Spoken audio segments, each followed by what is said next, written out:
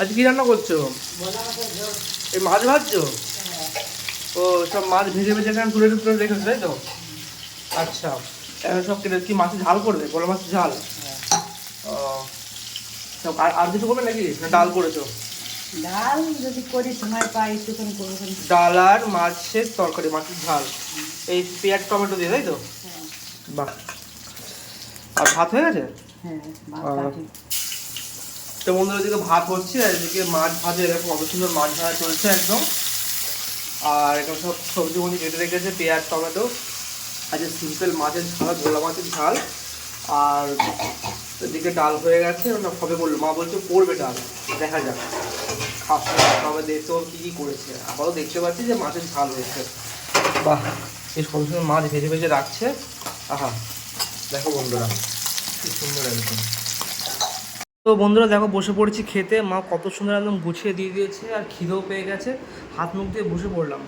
তো এখানে সেই মাছের ভেজে যে ভোলা মাছটা দেখতে পাচ্ছ বন্ধুরা, ভোলা মাছ ভেজে মাছ ঝাল করেছে আলু দিয়ে আর টমেটো আর পেঁয়াজ দিয়ে।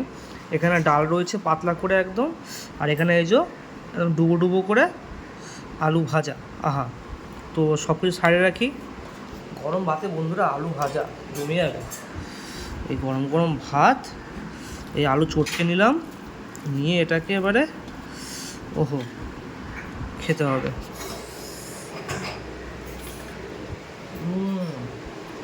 আহা, আর একটু ডাল লাগবে, একটা আলাদাই কম্বিনেশন হবে।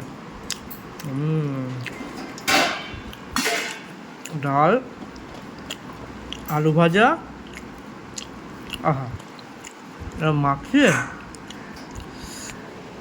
এরকম খেতে হবে। অসাধারণ, এই কম্বিনেশনটা অসাধারণ। বন্ধুরা ডাল আলু ভাজি দিয়ে খাওয়া শেষ। এবার করে এই যে একদম মাছের ঝোল, ঝাল বলা যায়, অবশ্য ঝোল নেই সেরকম, একদম শুকনো শুকনো করেছে একদম। এই যে মাছ কত সুন্দর দেখতে পাচ্ছ বন্ধুরা, ওহো একদম ফ্রেশ মাছ।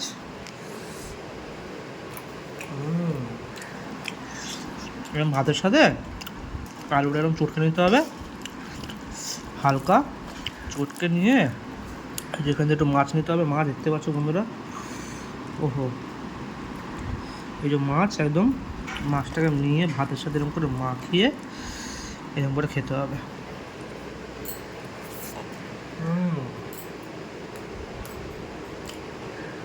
বেশ জমে গেল খাওয়াটা। তো দেখা হচ্ছে পরবর্তী ভিডিও, দেখুন টাটা।